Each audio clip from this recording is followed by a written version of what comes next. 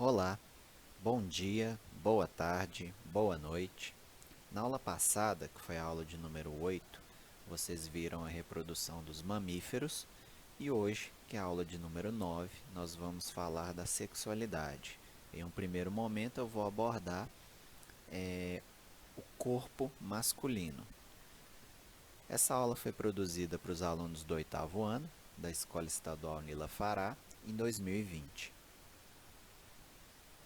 Para a gente entender essa questão da sexualidade humana, a gente precisa ter noção de que alguns aspectos, né, relacionados à sexualidade, eles se iniciam na adolescência. Então é na adolescência que o corpo humano sofre uma série de modificações que são resultantes de um período chamado puberdade. Então é basicamente um período em que o corpo infantil da criança vai sofrer algumas transformações até se transformar em um corpo adulto. E essa nova fase, que se chama puberdade, ela não tem hora para começar, pois cada pessoa ela vai se desenvolver no seu próprio tempo e no seu próprio ritmo.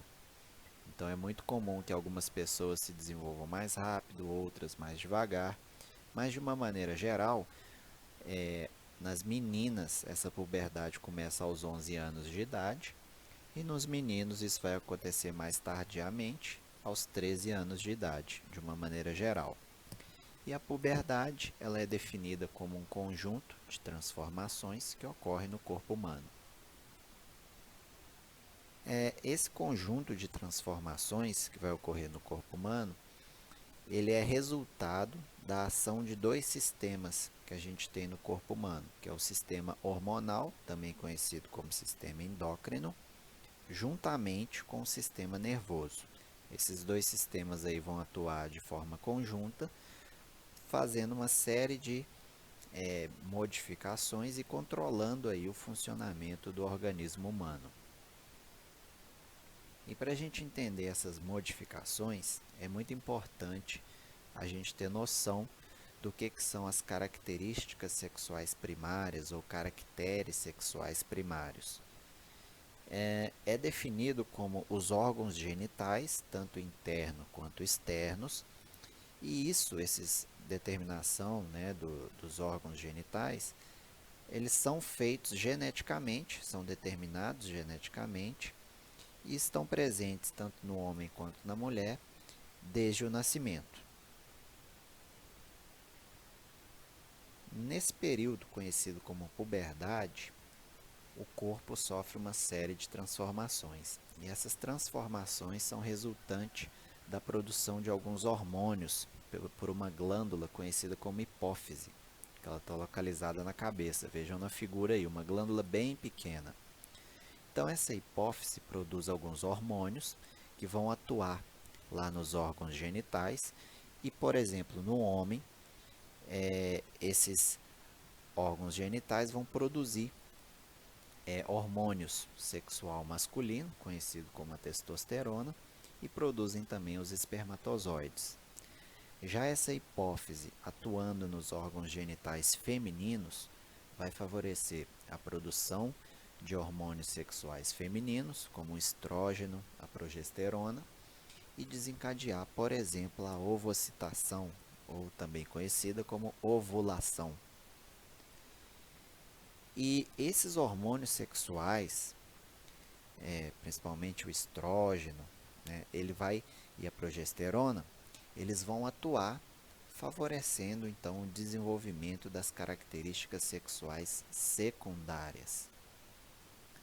O que são essas características sexuais secundárias? Por exemplo, na mulher, a partir do momento que a hipófise ela estimula, né, a produção de hormônios lá no ovário, como essa progesterona e o estrógeno, isso favorece o aparecimento de algumas características sexuais secundárias listadas aí na esquerda. Por exemplo, na mulher, maior oleosidade na pele, que vai resultar na produção de espinhas.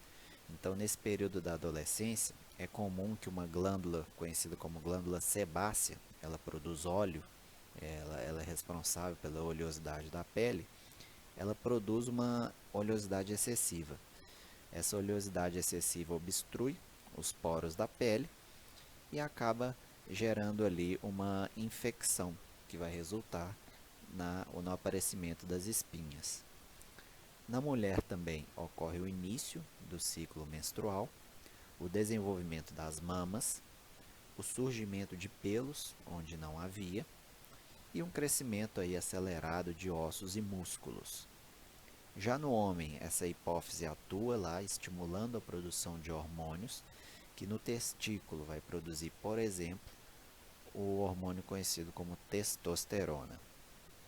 E aí nos homens algumas mudanças estão listadas aí na direita, como por exemplo, a voz torna-se mais grave, né, mais grossa, uma maior oleosidade também da pele, com a produção de espinhas, o início da produção do líquido espermático, né, e dos espermatozoides, o surgimento de pelos onde não havia e o crescimento também acelerado desses ossos e músculos.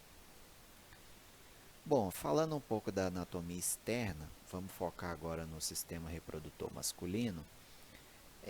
Então, externamente, existem os testículos, que eles estão localizados dentro do saco escrotal, e eles vão crescer primeiro. E pouco tempo, né, depois, o pênis começa a crescer. Bom, em relação ao corpo masculino, o pênis ele possui aí essa forma cilíndrica, que a gente pode ver na figura da direita, e ele está localizado acima dos testículos. Ele apresenta também uma glande, que é uma região aí que é a ponta do pênis, que pode estar coberta por uma dobra de pele, que é conhecida como prepúcio. Essa dobra de pele, ela pode sofrer a circuncisão, né, que é uma cirurgia de retirada desse prepúcio, por motivos religiosos, por motivos culturais, ou até mesmo devido ao aparecimento de alguma infecção, geralmente associada ao acúmulo de sujeira. Por exemplo, a fimose, que é uma infecção que ocorre no prepúcio. E aí, por indicação médica, é feita uma cirurgia de circuncisão em que se retira essa pele, conhecida como prepúcio. E aí a glande fica então exposta. Bom, ainda sobre o corpo masculino, o saco escrotal é uma cavidade que contém os testículos.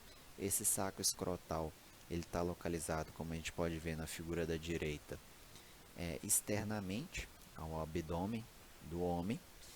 E isso tem um motivo, porque o saco escrotal ele vai abrigar os testículos. E os testículos, conhecidamente, são responsáveis pela produção dos espermatozoides.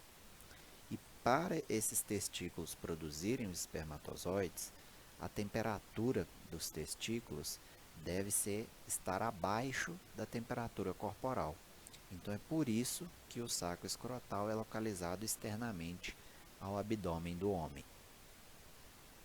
Bom, os testículos então eles produzem os espermatozoides e os espermatozoides são esses gametas masculinos, como a gente pode ver na figura aí de baixo. Então o espermatozoide ele tem uma cabeça, uma peça intermediária e um flagelo. Nessa cabeça vai estar o DNA, né, o material genético desse espermatozoide. Nessa peça intermediária vai ter ali algumas mitocôndrias e tem a cauda ou flagelo que serve para movimentação. Uma característica interessante que vocês vão estudar mais para frente é a questão do DNA mitocondrial. Quando o espermatozoide ele entra no ovócito, ele sofre o que a gente chama de uma reação acrossômica. Então é só a parte da cabeça que tem o material genético que entra nesse ovócito, se transformando então no óvulo. Essa peça intermediária que tem o DNA mitocondrial, ela não entra. Por isso que o DNA mitocondrial é sempre de origem materna e nunca paterna. Pois bem, voltando aqui ao assunto da aula. Então, espermatozoides são esses gametas masculinos e a produção desses gametas masculinos no homem vai ocorrer durante a vida inteira. Seguindo aí, nesse anatomia externa do aparelho reprodutor masculino, Existe então o epidídimo. O epidídimo aí é um enovelado de tubos responsáveis por armazenar esses espermatozoides que foram produzidos lá no testículo. Posteriormente, após um tempo que esses espermatozoides estão armazenados no epidídimo, eles vão passar então para os canais deferentes ou ductos deferentes, que são dois vasos, né, responsáveis por conduzir os espermatozoides até a uretra. Ao longo do caminho aí, antes dos espermatozoides atingirem a uretra, eles recebem um líquido nutritivo e que contém muco, que é originado aí de duas glândulas que vão produzir esse líquido, né, conhecidas como vesículas seminais ou glândula vesiculosa. E esse líquido vai compor a maior parte do esperma, né, que é conhecido como líquido espermático. Pois bem, antes desse espermatozoide chegar na uretra, ele atinge então ali a parte que a gente chama da uretra de uretra prostática. E aí, ali na próstata, a gente pode ver aí na figura, ele vai receber uma secreção viscosa, o líquido espermático então recebe uma secreção viscosa, e essa secreção viscosa vai então compor parte do líquido espermático. Isso acontece ali na próstata, na parte da uretra que a gente chama de uretra prostática. Posteriormente, ao sair da próstata, os espermatozoides então já estão na parte da uretra, que vai conduzir esses espermatozoides ou também a urina ao meio externo.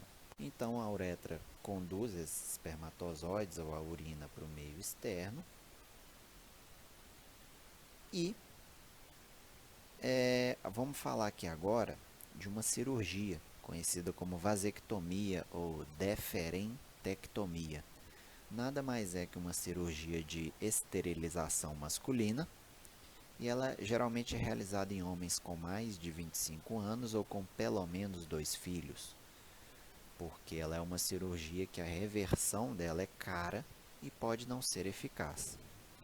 Então, basicamente, é realizado um corte nesses ductos ou canais deferentes, e como a gente pode ver aí na figura da direita, nas duas figuras da direita, e dessa forma, então, o líquido espermático não vai conter mais espermatozoides, né? Os espermatozoides produzidos ali no testículo, eles vão passar para o epidídimo e ao serem encaminhados para o ducto deferente, eles não vão conseguir chegar nessa parte superior aí dos ductos deferentes, porque ela está cortada e costurada. Então, dessa maneira, o líquido espermático vai conter secreções, né, vindas somente da vesícula seminal, que vai ter um líquido aí nutritivo e um muco, né, para ajudar na condução desses espermatozoides, e vai receber também líquido aí, uma secreção, né, oriunda da próstata, que vai compor parte desse líquido espermático. Então é só, o homem vai continuar ejaculando normalmente, só que nessa ejaculação não vai ter espermatozoides. E os espermatozoides ali produzidos no testículo, eles vão ser reabsorvidos, né? Eles não vão alcançar o meio externo, mas eles vão ser reabsorvidos ali, tanto nas células do testículo quanto do epidídimo e ducto deferente. Bom, essa foi uma aula básica do sistema reprodutor masculino, destinada para os alunos do 8º ano, da Escola Estadual Nila Fará. E eu utilizei como referência o livro didático desses alunos, que é a coleção A Poema, do 8º ano, que ele faz parte do Programa Nacional do Livro Didático, que a Escola Estadual Nila Fará adota em 2020. E tirei algumas imagens e informações também de um livro de biologia que já fez parte do Programa Nacional do Livro Didático.